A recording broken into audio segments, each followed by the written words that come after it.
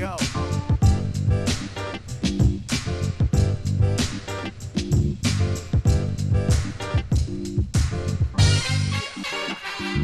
That's all, folks.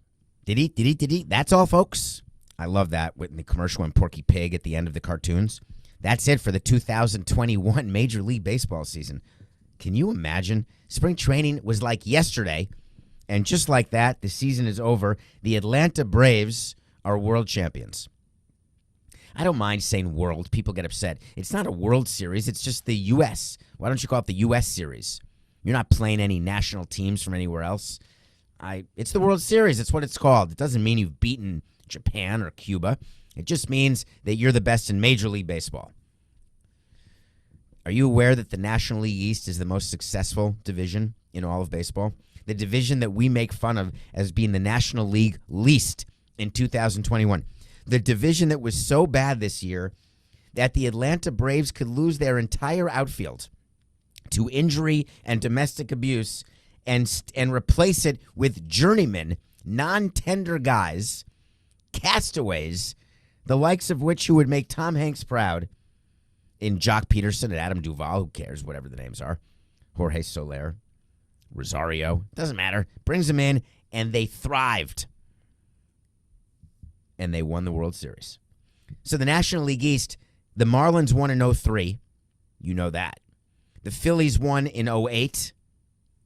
The Nationals won in 2019, and the Braves won in 2021. That's 4 World Series rings in the 21st century. And the New York Metropolitans made it to the World Series and lost to the Royals in 2015. That makes the National League East the most successful division in the 21st century. Pretty cool to be a part of that. So much went on during yesterday's Game 6. I hope you watched it because it's the last baseball you're going to get until February 26th, which is my birthday. That is when spring training begins, I hope. Hopefully we'll have a collective bargaining agreement by then, but we'll have plenty to talk about during the offseason. A lot of free agency to talk about, as always. A lot of business going on. But I want to talk about a few things on the field that fascinated me because I spent the entire game last night in the studios in Stamford, Connecticut, in the CBS HQ studios, right across from the Yes Network is where we are, so we're competing for internet network data space and who yells louder with our big light that says on the air. And I'm thinking to myself, going into a road Game 6 up 3-2 seems so familiar. And I loved that about what we did in 2003 when we went to Yankee Stadium up 3-2. We pitched Josh Beckett on short rest and won the World Series. And then what happened after? And I was thinking all about the night that we spent in New York before flying home. I thought about getting on the plane and having a little marker at every seat of our charter the next morning, which would have been October 26th of 2003, that had Florida Marlins world champions on every seat. I thought about the fire trucks when we landed that were spritzing water in the air. I thought about the crowds that greeted us when we got to the FBO at the airport in Fort Lauderdale. The huge number of people who were applauding the team, walking down the stairs of the plane. I was thinking about the parade and then the designing of the ring and then figuring out the banner, unveiling the ring, making the ring rules, sizing players and staff for their ring size. The feeling that you get when you win a World Series, it doesn't go away. Brian Snitker, the manager of the Braves, an organizational guy, had been a minor league coach, finally got a chance to manage 5 years ago as an interim and then got the job full-time. He said in his post-game speech to his players right before they sprayed champagne all over him, he said, "Gentlemen, for the rest of your lives, you are world champions." And I had shivers. The expression is down your spine. I don't know what that means. I don't get shivers down my spine. I get a shiver down my front, like down my torso and a little bit down my arms to the end of my fingers. And I don't mean the shiver of when you're scared. I mean the shiver of when you are in sync with something so much that you can't believe to have that level of sync or level of shared experience with what someone says or what someone does. So when I heard Snitker say that, I was able to have 18 years of knowledge that he's right. Because during the World Series, whether I was texting with Mike Lowell or texting with Jeff Conine or thinking about any of the players from our team, forever you're together. You're bonded together. This Braves team, with these trade deadline acquisitions who only played with the team for a few months, they are bonded together forever. No matter what happens the rest of their careers, they are a part of something that is extraordinary. And you feel like it's so easy. Everyone wins a World Series. That's just not true. The number of players who leave the game, the number of executives who leave the game, the number of owners who leave the game without a World Series ring is way greater than the number of owners, executives, presidents, and players who leave the game with the World Series ring. And you wonder why everyone's so proud of it. That's the reason. But to win a ring, everything has to go right. And it doesn't mean that everything has to go right during the regular season. It means that enough has to go right during the regular season to get to the postseason, and then in the postseason, everything has to go right. Now, that doesn't mean that every starting pitcher has a good start and every hitter has a good October, because definitionally, that is impossible. But what it does mean is that more has to go right for you than the other team. And the Braves had that. The Braves had a hot bullpen. The Braves got enough starting pitching, even with a starting pitcher, Charlie Morton, who broke his leg in Game 1 of the World Series, even with their number 2 starter, who really their number 1 starter, but their Game 2 starter, Max Fried, having a terrible Game 2. But last night in Game 6, we learned that Fried wasn't fried, and he gave you 6 unbelievable shutout innings, looking like Josh Beckett. No, not Josh Beckett. He had short rest. Looking like a great starting pitcher from World Series past, mixing breaking balls and fastballs, getting swings and misses. But then out walks Brian Snitker. Hold on, cut that, Coca. That's not what happened. 14, 28, 69. And then after the 5th inning, they show Fried getting hugs in the dugout. Snitker, the manager, goes up and says, "You're done, kid. We're going to hand it over to our pen." He had 74 pitches. He had a touchdown lead.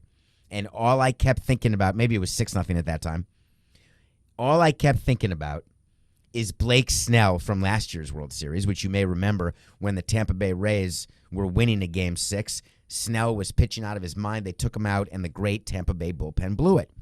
But analytics say when you've got a bullpen that is a shutdown bullpen, you let them do their job.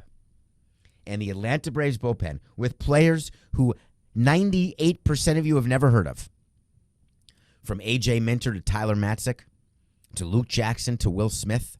Who? No, not that guy, not the actor. They have been untouchable. So you give them a shot. And last night it worked. Max Fried goes 6. I said he went 5, he went 6. That whole story starts with Brian Snitker going up to Max Fried after the 6th inning with only 74 pitches when I thought he could have pitched a complete game, or at least gotten them even deeper into the game. But it all worked. So then you get to the 9th inning where it's over. You know it's just a matter of who's going to be the MVP, but you think it's going to be Jorge Soler, another trade deadline acquisition, another non-tender, which is a player who people didn't want to pay what he would have earned had he stayed in the arbitration system. Like Kyle Schwarber of the Red Sox. Remember him, who had the great postseason for the Red Sox, which seems like a year ago when the Red Sox lost to the Astros, after we said the Red Sox are going to crush the Astros because the Astros have no pitching, and then it turned out the Astros just clubbed the Red Sox into submission. So Jorge Soler is becoming the MVP, and they're focusing on him, and they're starting to tell stories on the broadcast about history and what it means for the Braves to win, and there's only 3 outs to go. I never had that luxury in our Game 6 because we were only up 2-0. And so anytime a runner would get on base, you are 1 swing away from it being tied. But if you're up a touchdown, you really do have quite a bit of margin for error with only 3 outs to go. An 8-run inning is not impossible. You know I've been a part of that in the 8th inning of Game 6 of the League Championship Series at Wrigley, an 8-run 8th. So an 8-run 9th could happen, but Fox and CBS and the Braves and the clubhouse. Everyone's ready for a championship. So the ninth inning is coming. It's the bottom of the ninth in Houston. In the clubhouse, they are setting up the plastic. They are getting the goggles ready. They have the champagne out in the middle of the clubhouse. They've cleared away all the personal effects. The clubbies put all of their clothes and all of the anything the players bring with them, they put into a duffel. They put the duffels in a separate area. Then they put plastic over the locker where the clothes are hung, so the floor is wide open. Then they have vats of beer and champagne. There's different types of champagne. The cheap champagne is for pouring. The expensive champagne is for drinking. Then they've got a pallet of unopened champagne where you give a bottle to each player unopened that they can have. So all of this is happening and getting ready. 1 out, 2 to go. The president of the team, the chairman, Terry McGurk, is counting the outs, trying to figure out what he's going to say when interviewed by Rob Manfred, when handed the trophy. The manager doesn't allow himself to think that this could be happening to him. He takes one moment with 2 outs in the bottom of the ninth to look over to the Astros dugout and spot his son, who's the assistant hitting coach for what will be the losing team in the World Series. As a father, you say to yourself, I want this for my son. Could Snitker have been rooting for the Astros? No. Could Snitker's wife have been rooting for her son? Maybe. But Brian, the dad, the manager of the Braves, took a minute, 2 outs. He looks out, tries to take it all in. 1 out to go. The pitch comes in. Every outfielder and every infielder has in their mind what they're going to do if the ball comes to them, as they do before every single at-bat from the first spring training game to the last out of the season. You visualize, if I get the ball, here's the situation. There's a runner on first, I'm going to second. We're only up a run, there's a runner on second, I'm throwing to the cutoff man, I'm throwing home. Whatever the case is, whatever the situation, you plan it, you think about it. 2 outs, bottom of the ninth, you're about to clinch a World Series. You're thinking about having that ball. What am I going to do with that ball? Don't throw it into the stands. Keep it. Ground ball to Dansby Swanson. Shortstop, former number 1 pick in the country. Not many number 1 picks in the country. Check this out, Coca. Not many number 1 overall picks in the first round have World Series rings. You'd be shocked at how few. Dansby Swanson gets the ground ball. There's a man on first. He looks over to second base where Ozzie Albies is waiting for the throw. He looks, and then he says, no, I'm going to throw to Freddie Freeman. And I'm going to make sure that Freddie Freeman gets the final put out, because Freddie Freeman has been here through the rebuild. He's the captain of our team, the heart, the soul of our team. I want him to have the ball. Dansby looks at Freddie Freeman, throws a perfect strike. Freddie catches the ball, raises his arms, and runs toward the pitching mound in a level of elation that he will not soon forget, but will have a very hard time remembering. He looks at the ball, puts it in his pocket, secretes it away, and starts the amazing celebration. Every single year that there is a World Series champion crowned, I go through the same exercise. I think about the last out when Beckett tagged Posada. I think about where I was in the stadium, who I hugged first, then how I made it onto the field and then down into the clubhouse and then back up to the field. I remember celebrating with many people, but not all. Over the years, people come up to you and show you photos that you took with them on the field at Yankee Stadium or inside the clubhouse that you have no recollection of. You've made a memory for millions of people when your organization wins a World Series. You've made memories for yourself, for your family.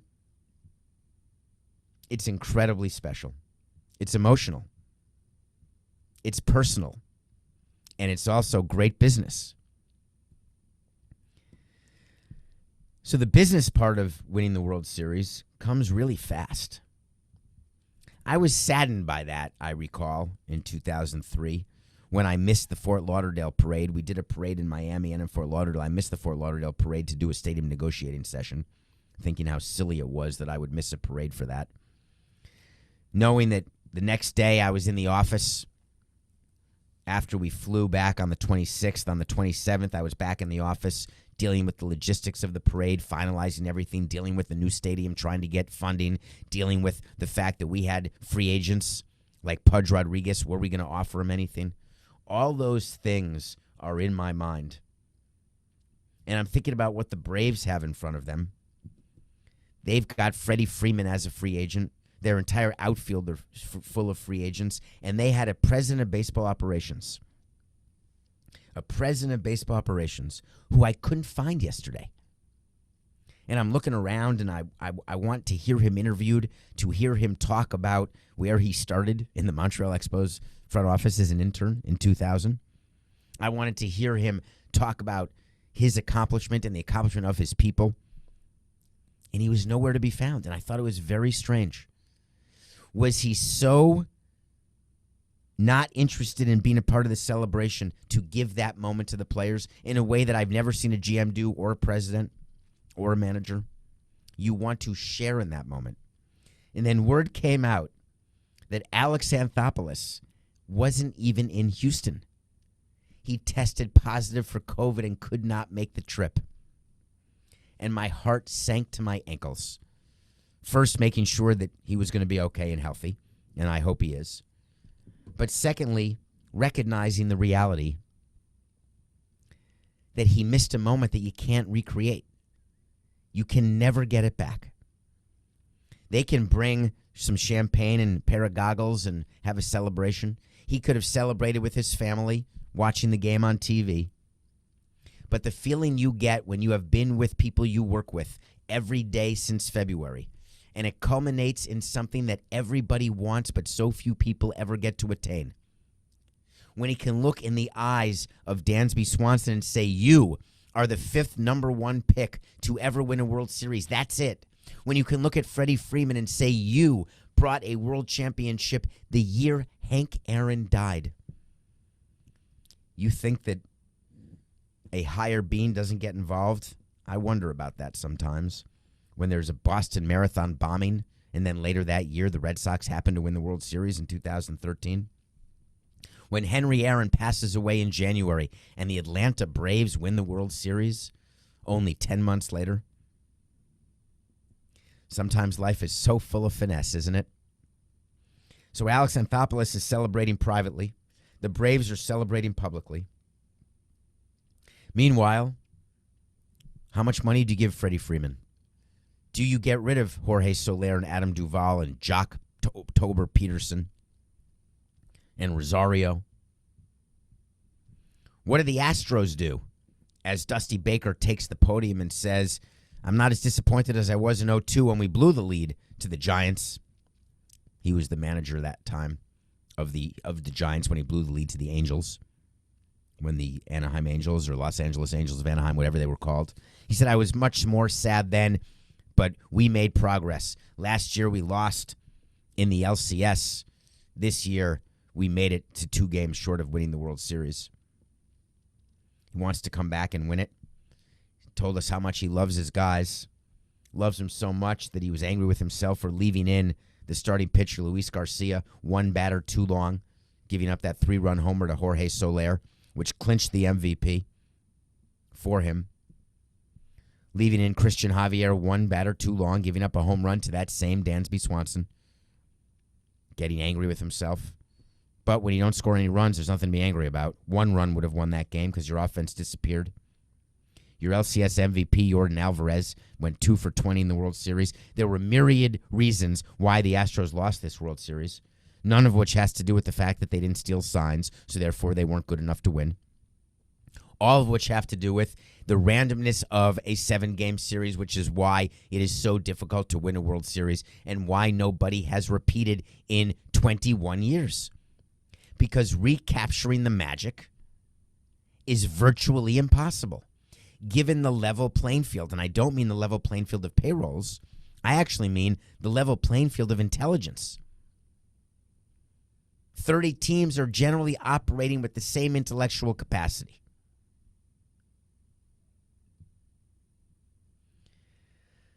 So now we head into the offseason. We're going to get to cover a lot of things. We're going to talk about Freddie Freeman and what we think should happen with him in free agency. We'll spend time talking about Carlos Correa what he's worth, what the other shortstops are worth. We're going to do all of that.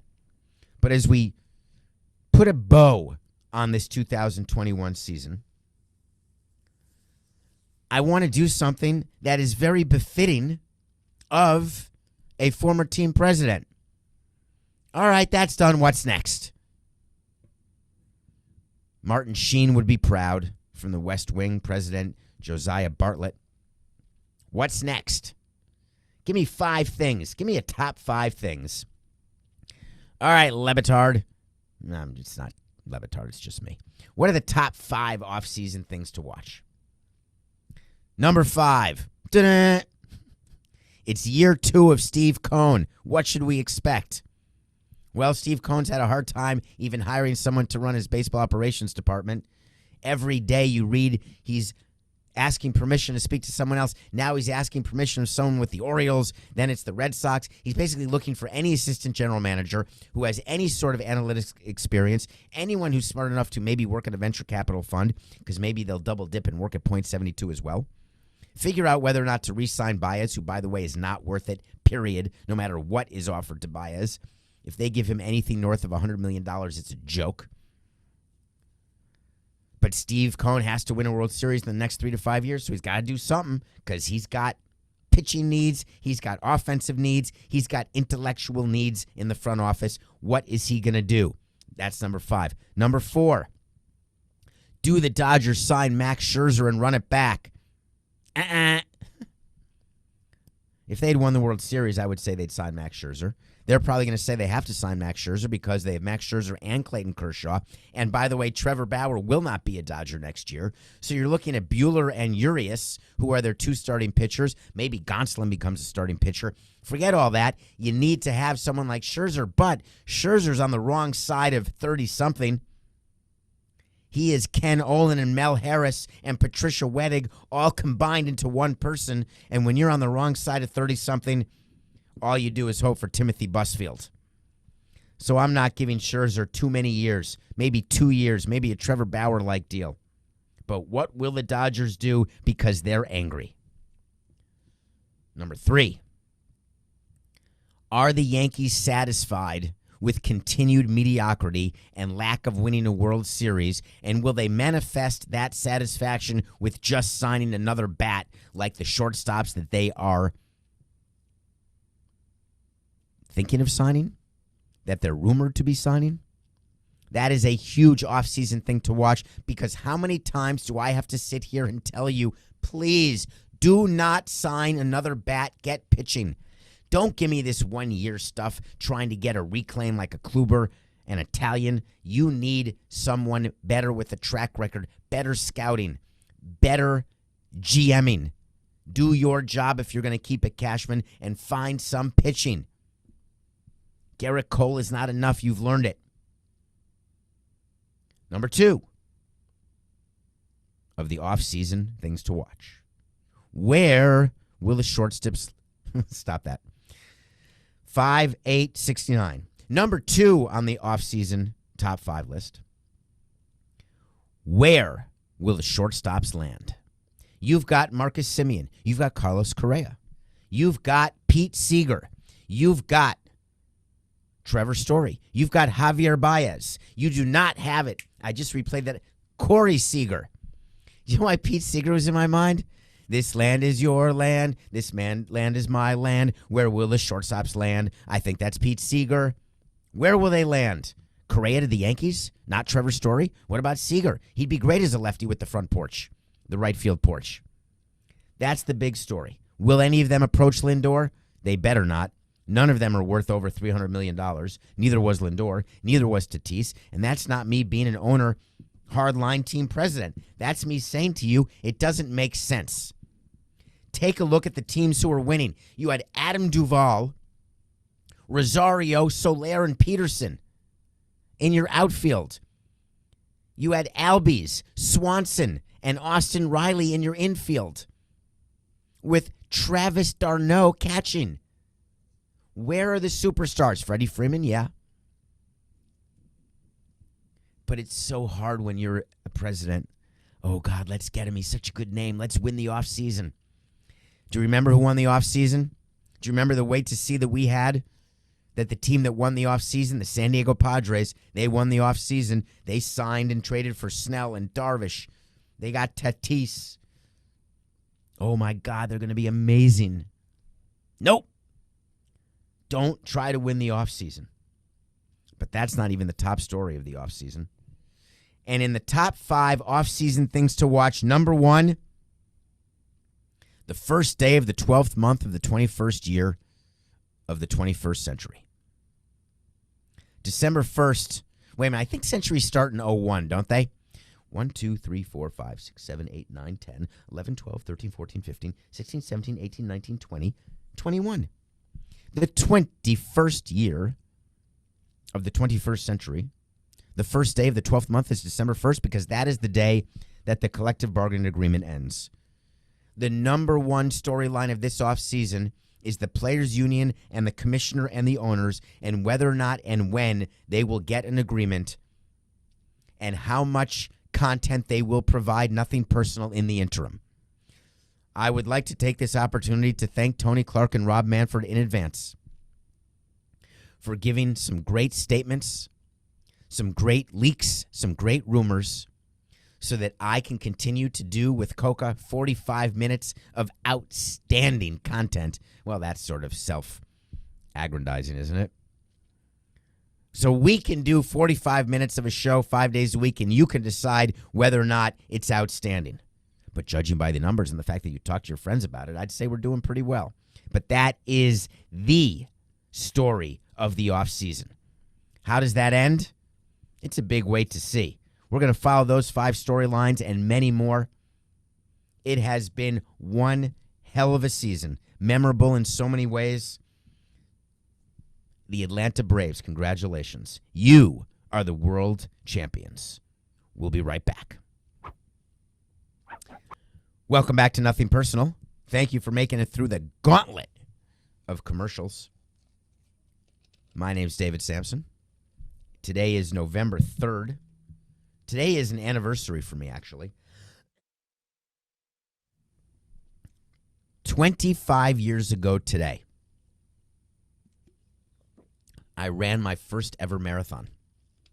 It was November 3rd, 1996. I was so scared. I got hypothermia during the race. I didn't know it. I just knew that I kept being hot and cold. And then the race ended. Ran it in 4 hours and 35 minutes. Having never run a marathon before. Having only 8 months earlier not been able to even run a mile without doubling over in pain and dry heaving. Finished the marathon, got into bed, and started shaking for multiple hours. Little did I know at that moment that that would be the beginning of my endurance journey that will culminate, not end, but culminate this Sunday, November 7th, with my 25th marathon. On the 25-year anniversary of my first marathon, I'll run my 25th marathon, my 6th New York marathon. It's going to be cold, and I'm a Floridian for so many years. I'm a little nervous about that. I think I'm going to have to wear a hat and pants, but I'm excited. All right. Every day we watch a movie. You know that, right? And Coca has been telling me to watch this movie forever. And I've just never taken the time to watch it because there's always something on I want to watch. There's always a series I want to finish. There's always something going on.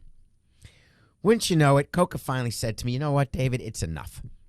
Watch Dazed and Confused already.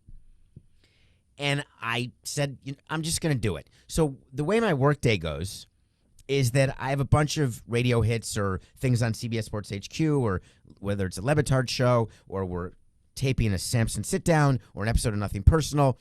That is my mouth is going and my throat hurts and I'm coughing up phlegm and blowing my nose part of the day.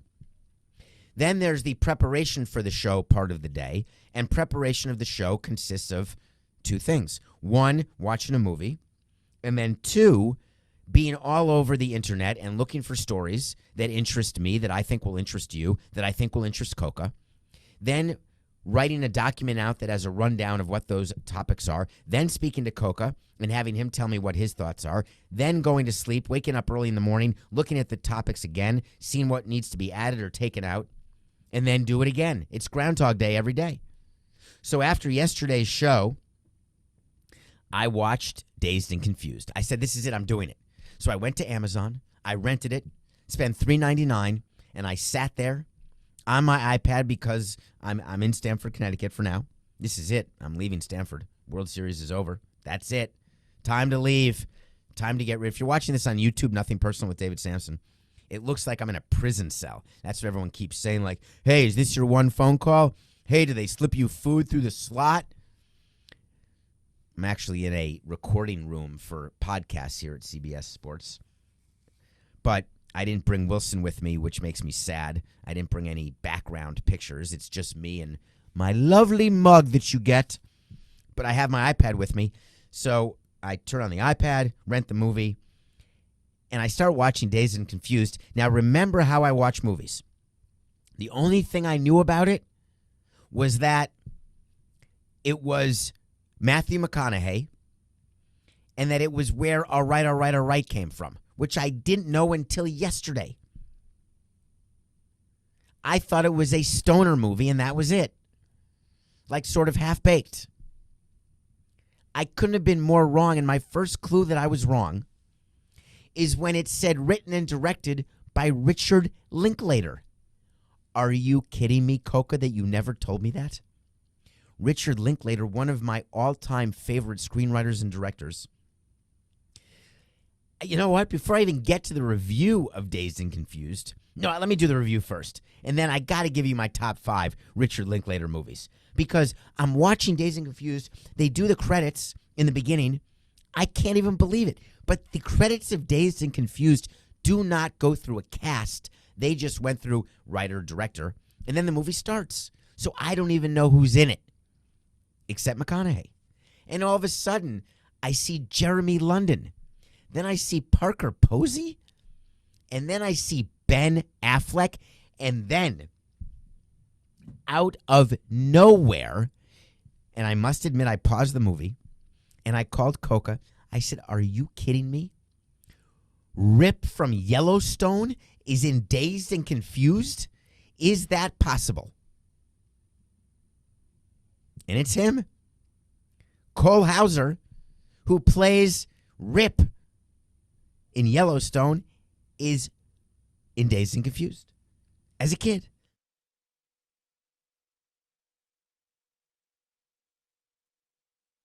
Although I don't know that they're kids. My guess is they're supposed to be high schoolers because it takes place in high school. My guess is none of them were actually high schoolers. But it doesn't matter. There he is. And then the movie goes on, and there's people getting stoned. There's no Matthew McConaughey. There's unbelievable music. I didn't know it took place in 1976. I then learn that 1/6 of the whole budget for the movie was to secure the rights to the music they played in the movie, which really did make the movie.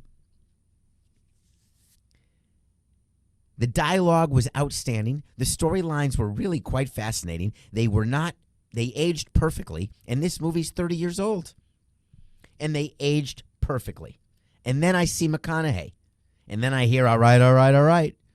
And I realize that if I didn't know McConaughey was famous, his performance in that movie was nothing. It wouldn't have even been memorable to me. He was sort of a creepy old guy.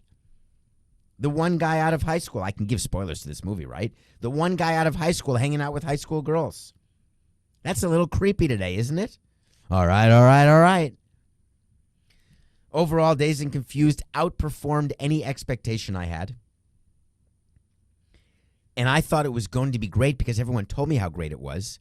And it outperformed that. Thank you, Coca. And thank you to all of you who made me watch Dazed and Confused. If you haven't seen it, see it. Top 5 Richard Linklater movies. I got to do this because I don't think you realize the movies he's done. Number 5, Everybody Wants Some. Have you seen that? I think we reviewed it on Nothing Personal, but I don't recall. That is about a bunch of college baseball players called Everybody Wants Some. Outstanding. Number 4, Jack Black, School of Rock. You may not associate that with a Richard Linklater movie, but that's what it is. School of Rock. Check it out. Number 3. That's where I put Dazed and Confused. I could not put that as the number 1 Richard Linklater movie, not when you hear my top 2. But it went right to number 3. Number 2, Before Sunrise with Julie Delpy and Ethan Hawke. Now, Richard Linklater did 3 movies. There's like Before Sunrise, then Before Sunset, then After Midnight or Before Midnight. And it is the story of a couple of 2 strangers who meet on a train in Europe and the day they have and what happens before sunrise. It's such a beautiful movie, and now it is there's 3 movies that are a part of it. But the best thing about it is the writing and the performances by Hawke and Delpy, and then you see them grow and their relationship grow during the 2 subsequent movies. Just incredible. But the number 1 Richard Linklater movie, Oscar award-winning Richard Linklater movie, a movie filmed over, what was it, Coca? 15 years. A movie called Boyhood. If you have not seen it, I'm begging you. I reviewed it on a previous Nothing Personal. He followed people and filmed once a year with a cast as these kids, a boy, grew up. Brought back the same actors who agreed to be a part of this project once a year for 15 years. I think the filming was 15 years, maybe it was 10 years or 12 years or whatever it was. Patricia Arquette from True Romance. You may know her also as one of the wives of Nicolas Cage. I think they were married for a hot second. Such an incredible movie. Richard Linklater, thank you so much for your top 5.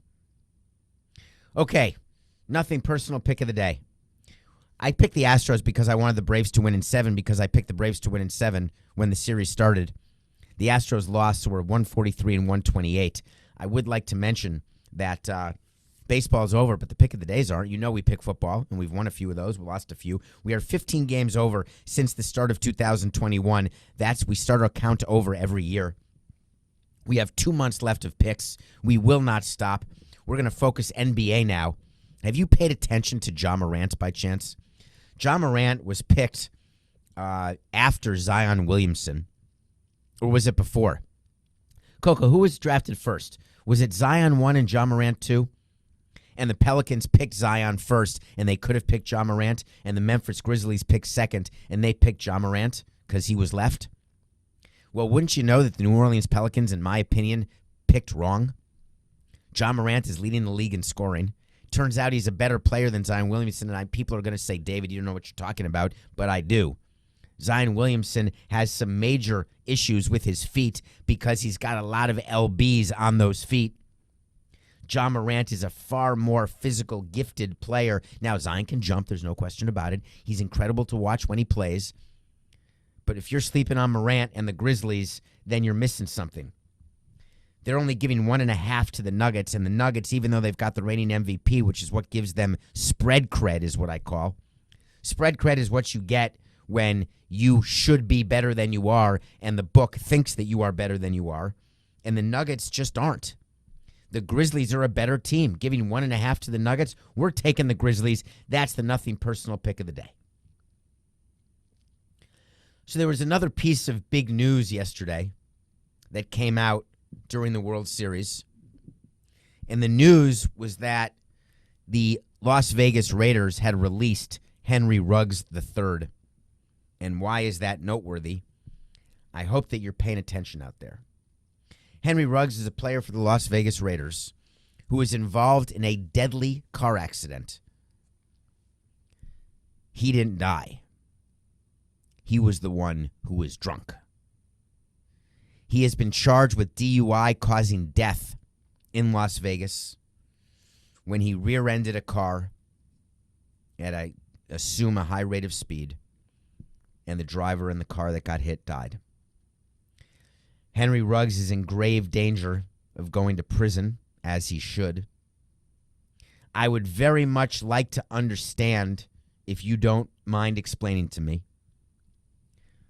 how people drink and drive when they are professional athletes, how people drink and drive when they are amateur athletes. how people drink and drive when they have a heartbeat. And the reason why I want to understand it is that there's something called Uber. You don't have to be rich to take an Uber. There's something called public transportation. There's something called phone a friend. Everyone's got a friend. I am so tired of having to have had stayed up late at night worrying about my players, worrying about my staff, worrying about myself, anybody. We would give out car services to people before Uber even started. Professional teams make it so easy for their players not to drink and drive, but time and again it happens. Is it hubris? I'm good. I only had a couple.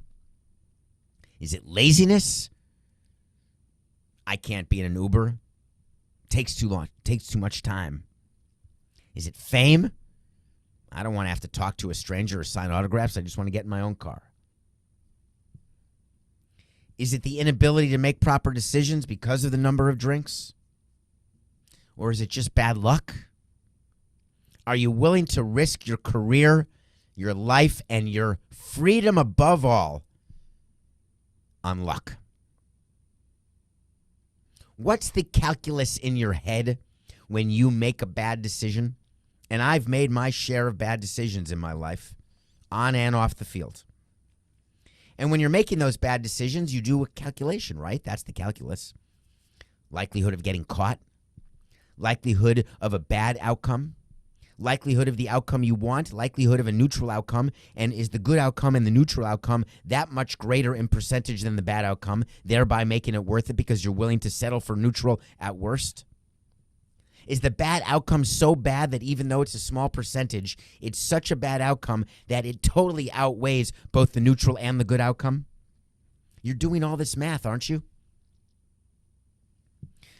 My calculation is very, very simple. Because as you know, the only thing that I care about is freedom. Anything that can result in my loss of freedom, the ability to stand up out of this chair right now, walk out of this studio in Stanford and never come back. My ability to decide what I'm going to do to eat and when, who I'm going to talk to, where I'm going to lay my head at night. That level of freedom is so necessary to my existence that the calculation of action makes it so that no matter what I choose to do, if there's even a scintilla of a chance of loss of freedom, I'm not doing it. It is the ultimate juice is not worth the squeeze. Is it possible that Henry Ruggs didn't think that way?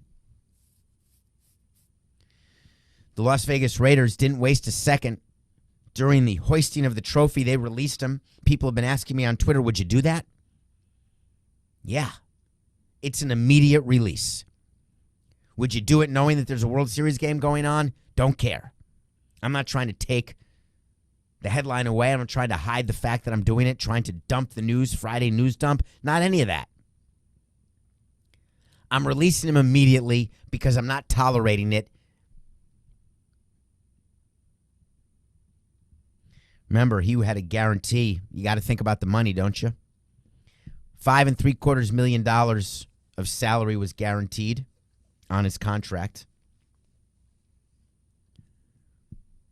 Do you have to pay that when you release him? Under normal circumstances, yes.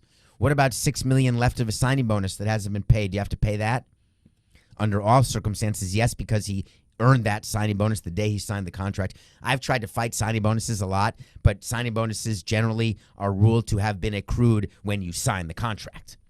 But future salary, Henry has been terminated for cause. We did take away some signing bonus payments from players who lied to us upon their signing when they were hurt but said they weren't. We would change the signing bonus payments. But a player who signs a contract and get a signing bonus, you can't say if once they have a DUI or once they've done something to merit being released, whether it's they stink on the field or they did something off the field, they didn't know that was going to happen when they signed. So the Raiders will not be able to recoup their signing bonus but they're going to get that $6 million back of salary that he's owed. They had no chance but to do it and to do it quickly. And I am someone who talks about innocent until proven guilty all the time. You know that.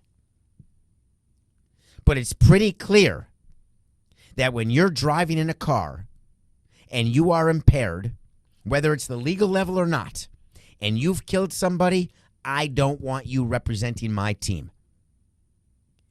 Period. Hard stop.